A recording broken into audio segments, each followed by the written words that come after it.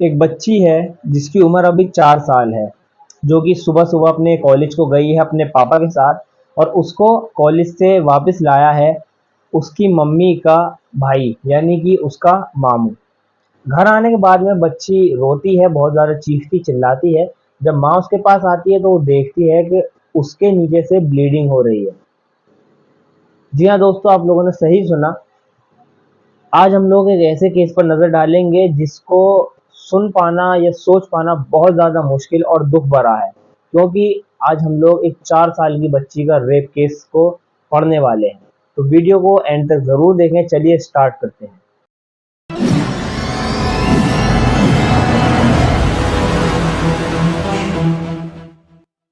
ये बात है मुंबई शहर की, जहाँ पर एक छोटी फैमिली है जिसके अंदर एक 4 साल की बच्ची है, उसके पिताजी हैं और उसकी माता जी है। ये 3 जनों की फैमिली है जो कि बहुत ही खुशहाल फैमिली है और ये लोग अपने अच्छी तरीके से जीवन को गुजार रहे हैं। अचानक एक दिन ये जो लड़की है, इसको स्कूल जाने का टाइम होता है और इसके पिताजी इसको सुबह सुबह उठाते हैं और कहते हैं, बेटा जल्दी से तैयार हो जाओ, मैं तुम्हें स्कूल बस के अंदर ड्रॉप कर कर आता हूँ। वो बच्ची बेचारी तैयार होती है और अपने पिताजी से कहती है, मैं पापा रेडी हूँ, आप मुझे सॉरी स्कूल छोड़ आइए। अब इस बच्ची का जो स्कूल है वो है इनके घर से 29 किलोमीटर दूर। जी हाँ दोस्तों, आप लोगों ने सही सुना, इतना दूर स्कूल है इस बच्ची का कि इसको लाना और ले जाना बहुत ही ज़्यादा मुश्किल होता जा रहा है। अभी इस बच्ची को स्कूल में जाते हुए 6 महीने ही गुजरे हैं। सुबह सुबह घर के अंदर लड़ाई हो जाती है इसी बात के ऊपर कि बच्ची को इतनी दूर स्कूल में एडमिशन दिलाने की क्या ज़रूरत थी। हमारे लोकल एरिया में भी काफ़ी ज़्यादा स्कूल हैं अच्छे खासे, तुमने इसको इतनी दूर ही एडमिशन क्यों दिलाया। वो कहता है, मैंने इसकी अच्छी शिक्षा के लिए ही इसको इतनी दूर स्कूल में पढ़ने के लिए भेजा है, मैं पागल नहीं हूँ जो इसको इतनी दूर रोजाना लेकर और छोड़कर आता हूँ। अब देखिए, सुबह सुबह ये बच्ची तैयार है, इसके पिताजी कहते हैं, आओ मैं तुम्हें गाड़ी में बिठाता हूँ। इनके पास में एक वाइट कलर की बेलेनो है, उसके अंदर बैठकर ये लोग वहां से चले जाते हैं। और जाते जाते लड़की का बाप ये कह जाता है लड़की से कि तुम इसको लेने के लिए अपने चचेरे भाई को भेज देना। इस फैमिली के अंदर इस लड़की का एक चचेरा भाई भी इनके साथ में रह रहा होता है। अब देखिए दोस्तों, अचानक होता क्या है, एक दिन पुलिस को खबर मिलती है कि ये लड़की जो है वो घर आई है, लेकिन इसके साथ में बहुत ज़्यादा गलत हुआ है। रोज़ की तरह ही घर पर इस लड़की का चचेरा भाई ही इसकी बच्ची रिंकी को लेकर उसके घर आता है। रिंकी बहुत ज़्यादा डरी हुई है और घर के अंदर घुसने के बाद में वो एक टेबल पर बैठकर ड्राइंग बनाने लगती है। उससे बच्चे को ड्राइंग का बहुत ही ज़्यादा शौक होता है। उसकी फेवरेट जो थी वो आर्ट होती है, वो उसको बनाने लगती है।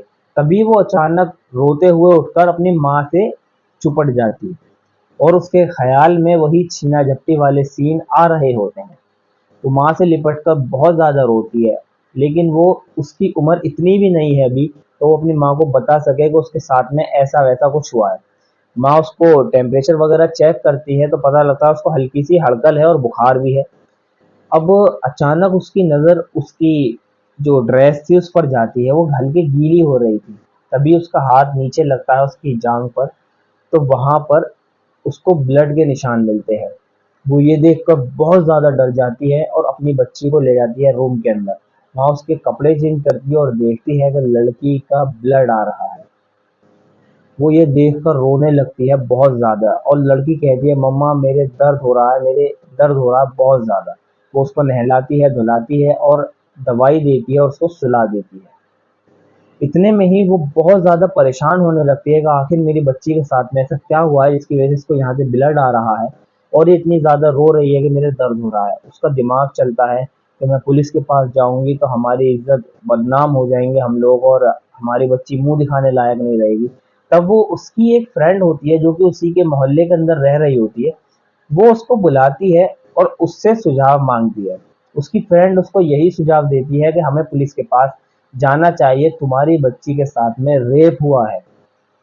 और सोचने वाली बात ये थी कि 4 साल की बच्ची के साथ में भी घिनौनी हरकत करने वाला आखिर कौन शख्स है। क्या वो कोई दरिंदा है, जानवर है या इंसान है। ये सोच पाना और समझ पाना सभी के लिए काफी मुश्किल होता जा रहा है। अब देखिए दोस्तों, इतने में ही जब वो उसको समझा रही होती है कि हमें पुलिस के पास जाना चाहिए, इसे किसी अच्छे डॉक्टर की जरूरत है, लेकिन उसके समझ में नहीं आती, वो अपनी इज्जत और बदनामी को ऐसे ही रखने के लिए उस बच्चे को घर पर ही रखती है। लेकिन सलाम है इस लड़की की हिम्मत को, जिसको ये बुलाकर लाई थी। वो उससे बिना पूछे ही डॉक्टर की टीम को, गायनेटोलॉजिस्ट को घर पर बुला लाती है। बुलाने के बाद में उसका चेकअप वगैरह वो वहीं पर ही कराते हैं। तो पता ये लगता है कि उनकी बच्ची के साथ में, उनकी 4 साल की बच्ची के साथ में रेप हुआ होता है, जिसे सुनकर और अपनी आंखों से देखकर जो डॉक्टर आती हैं, गायनेकोलॉजिस्ट, वो भी बहुत ज्यादा हैरत अंगेज और परेशान हो जाती है कि आखिर ऐसी हरकत करने वाला कौन है, उसे सजा जरूर मिलनी चाहिए और आप लोग पुलिस को बुलाइए। लेकिन पुलिस के नाम से ये लड़की बहुत ज्यादा डर रही थी, बहुत ज्यादा परेशान हो रही थी। उसे अपनी इज्जत इतनी प्यारी थी कि उसे अपनी बच्ची का भी ख्याल नहीं आ रहा था कि इसकी कातिलों को, सॉरी कातिलों को नहीं, इसके दोषियों को सजा मिलनी चाहिए। अब देखिए दोस्तों, कहानी के अंदर बहुत ज्यादा मोड़ आएंगे आगे चलकर। तभी इनके जो फादर होते हैं इस बच्ची के, वो घर आते हैं। वो उसको कुछ भी नहीं बताती, कहती है सिर्फ इसको नॉर्मल सा बुखार है। लड़की को अगले 1 घंटे के अंदर ही हॉस्पिटलाइज कराया जाता है, क्योंकि उसकी कंडीशन बहुत ज्यादा सीरियस थी। इन्फेक्शन नीचे बहुत ही तेजी के साथ में उसके प्राइवेट पार्ट में बढ़ रहा था, जिसकी वजह से उसे इंजरी, दर्द और बुखार की सिम्टम्स आ रहे थे। उसको एडमिट कराने के बाद में होता क्या है, उसके एडमिट होने के बाद में पुलिस तक ये खबर पहुंचाने चली जाती है उसी की फ्रेंड, जो डॉक्टर को लाई थी उस लड़की को दिखाने के लिए। अभी भी जो रिंकी है, उसकी अम्मी, उसकी माता जो है, उसकी मम्मी जो है, वो पुलिस के पास नहीं गई है, इसी डर की वजह से कि मेरा पति मुझसे क्या कहेगा या जमाना हमारे बारे में क्या सोचेगा। लेकिन सलाम है इस लड़की की हिम्मत को, जो पुलिस के पास पहुंचती है और उन्हें सारी बात बता देती है। तभी ऑफिसर्स तुरंत अपनी टीम को इकट्ठा करके उस लड़की के पास पहुंचते हैं और उस डॉक्टर से मिलते हैं जो उसका ट्रीटमेंट कर रही थी। डॉक्टर उनको सारी बातें समझाती है एकदम डिटेल में, इसके साथ में ऐसा हुआ है, इसके साथ में ऐसा हुआ है, इस लड़की के साथ में ऐसा हुआ है। अब ये सुनकर जो पुलिस ऑफिसर थे वो बहुत ज़्यादा दुखी होते हैं और उनकी आंखों में आंसू आ जाते हैं। आंसू आने की बात है भाई, 4 साल की मासूम खूबसूरत बच्ची है जिसके साथ में ऐसी दरिंदगी दिखाई गई है। अब ये लोग ठान लेते हैं कि जब तक हम लोग कातिल को ना पकड़ने होश में नहीं बैठेंगे। अब ये लोग अपनी टीम को इकट्ठा करके लग जाते हैं जोरों शोरों से कातिल को ढूंढने के लिए। उसके लिए इन्हें इनके पेरेंट्स से ही डिटेलिंग की जरूरत पड़ती है। लेकिन बदकिस्मती से इनके अम्मी और पापा बहुत ही ज्यादा इस मामले में बेकार साबित होते हैं। ये दोनों पुलिस से बहुत ज़्यादा कतराते हैं और उल्टा बोलते हैं कि तुम्हें हमारे मैटर में आने की ज़रूरत नहीं है, हम लोग अपना काम खुद कर लेंगे, आप हमसे हाथ जुड़वाइए और हमारा पीछा छोड़ दीजिए। लेकिन पुलिस ऑफिसर को अपना सब कुछ इज्जत बेइज्जती छोड़कर इस केस को सुलझाने का ठान लेते हैं और वो इस केस को सुलझा कर ही रहेंगे। अब देखिए, जब पुलिस अपनी सारी की सारी जाल बिछाती है तो सबको इकट्ठा करा जाता है कि ये लड़की घर से किसके साथ जाती थी, कौन कौन जाता था उसके साथ और कैसे कैसे ये रहा करती थी। तो पता ये लगता है कि लड़की को बस स्टॉप तक छोड़ने के लिए सुबह में उसके पापा उसको ले जाते थे, जहां से लड़की बस के सहारे स्कूल तक पहुंचती थी और स्कूल से वो बस के सहारे उतरती थी अपने दादा के घर पर, जहां पर वो 1-2 घंटे रहा करती थी डेली। और उधर से उस लड़की को घर लाने के लिए वहां पर लगा हुआ था उसका चचेरा भाई, यानी कि लड़की का मामू, जिसका जिक्र मैंने पीछे भी करा था। अब देखिए दोस्तों, शक इन सभी लोगों पर जा रहा था पुलिस का, लेकिन पुलिस नाकाम थी कातिल को ढूंढने के लिए, क्योंकि सारे के सारे लोग जो थे वो सभी के सभी रिश्तेदार थे। तो घूम फिर कर शक जो जाता है वो जाता है बस ड्राइवर पर, क्योंकि ये 4 साल की बच्ची बस के अंदर 15 मिनट तक अकेली रहा करती थी। कोई भी और बच्चा उसके साथ में नहीं रहता था, सभी की डेस्टिनेशन आगे रहा करती थी। बस ड्राइवर को उठाया जाता है, उसी के अंदर एक लेडी कंडक्टर थी, उन्हें उठाया जाता है। सभी से मालूमात ली जाती है, जानकारी ली जाती है, लेकिन किसी को भी दोषी ठहराया नहीं जाता। फिर स्कूल के प्रिंसिपल को सारा मामला समझाया जाता है, बताया जाता है, सारे स्टाफ से खगोड़ा खगाड़ी मचाई जाती है, पूछताछ की जाती है, लेकिन दोषी मिलने को तैयार नहीं है। अब वो पुलिस ऑफिसर का दिमाग बहुत ज्यादा खराब है। वो लोग एक फिजिकोलॉजी वाले डॉक्टर को बुलाते हैं और कुछ सवाल इन केस से इकट्ठा करके निकालते हैं। अब सारे लोगों को ये लोग इकट्ठा करते हैं, जो उसकी दादी थी, रिंकी की दादी, दादा, उसके पापा, मम्मी, और भी बहुत सारे उसके मामा और बस ड्राइवर वगैरह, स्कूल के प्रिंसिपल, सभी से ऐसे सवाल किए जाते हैं, क्या तुम 4 साल की बच्ची से रेप करने का सोच सकते हो? मतलब उनके अंदर से बातों को निकाला जाता है कि कोई ना कोई तो ऐसा एक ना एक वर्ड तो जरूर बोलेगा जो उसके दिल में होगा और हम लोग उसको वहीं से पकड़ लेंगे। लेकिन इन सभी में किसी को भी शक नहीं जाता।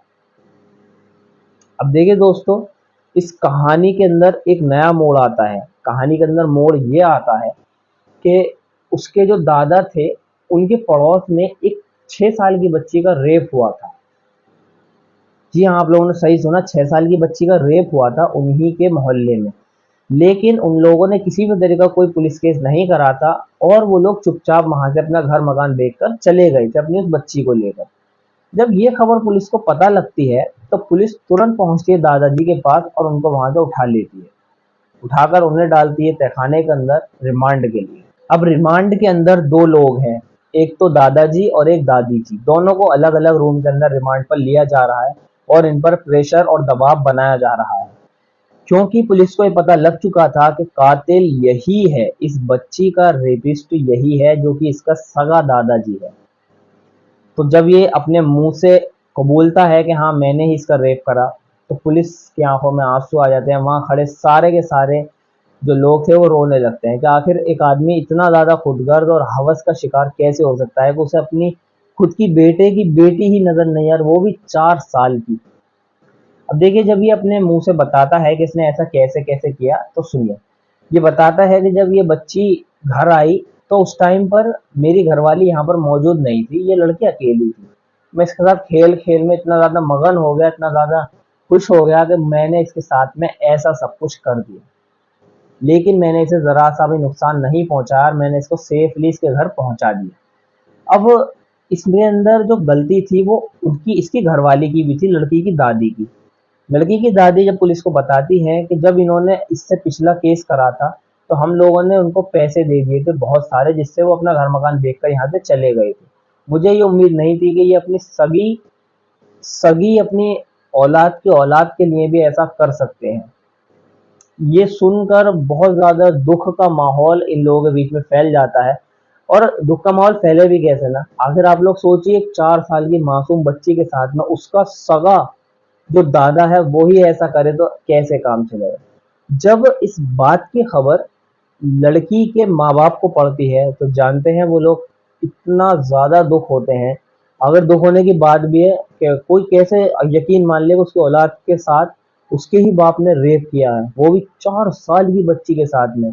ये केस बहुत ही ज्यादा वायरल केस है मुंबई का, जिसको शायद ही आप लोगों ने पहले सुना हो या हो सकता है आप लोगों ने सुना भी हो। लेकिन इस केस से हमें क्या सीखने को मिलता है कि आदमी को अपनी मानसिकता पर बहुत ज़्यादा कंट्रोल करने की ज़रूरत है आज के इस दौर में, क्योंकि हमारे समाज के अंदर ऐसे लोग भी हैं जो ना किसी को बच्चा समझते हैं, ना बूढ़ा, ना किसी को जवान, बस उनको सामने वाला लड़की या महिला दिखाई देती है। अगर इस केस में भी यही हुआ कि आप लोग देखिए, अपनी सगे सगे बेटे की बेटी को ही उसने नहीं छोड़ा, वो भी 4 साल की मासूम बच्ची। कोई नशेड़ी भी होता तो भी वो ऐसी हरकत नहीं करता। अब पुलिस वाले को इतना गुस्सा आता है, जो वहां के ऑफिसर थे जो इस केस की जांच कर रहे थे, तो उसको मारने के लिए चलते हैं तो रुक जाते हैं, कहते हैं मैं तेरे जैसे बुढ़े को मारकर खाम का क्या करूं, अगर तू जवान होता तो मैं तुझे मार मार के सुझा देता, तेरी ये हरकतें हैं, तुझे सारी जिंदगी जेल के अंदर चक्की पिसवाऊंगा, तू टेंशन मत ले, तूने जितने मजे ले लेते ले लिए। इस केस से हमें ये सीखने को मिलता है कि अपने बच्चों को शिक्षा की तरफ डालिए, लेकिन इतना भी मत डालिए कि उनको आपका प्यार ही ना मिल पाए। 30 किलोमीटर डेली बच्चे को घर से जाना और डेली आना, 60 किलोमीटर। आखिरकार ऐसा कौन सा कैसा कॉलेज था जो कि आपके बच्चे की सुरक्षा से भी ज्यादा कीमती था? अपने लोकल के एरिया में उनके बहुत सारे स्कूल थे, जहां पर अच्छे अच्छे स्कूल भी थे, वहां डाल देते। उसकी पत्नी की और उसकी इसी बात पर लड़ाई रहा करती थी, लेकिन आदमी ने अपनी पत्नी की बात नहीं मानी, जिसका खामियाजा उसकी बेटी को भुगतना पड़ा। तो उम्मीद है आप लोगों ने हमारी आज की वीडियो से कुछ ना कुछ सीख हासिल की होगी। हम लोग रोज आपके लिए ऐसी ही नई नई इंटरेस्टिंग वीडियोस लाते हैं। हमारा मकसद बताना नहीं, बचाना है। अपना और अपनी फैमिली का ख्याल रखें। तब तक के लिए जय हिंद दोस्तों, जय भारत। मिलते हैं कल नई वीडियो के साथ।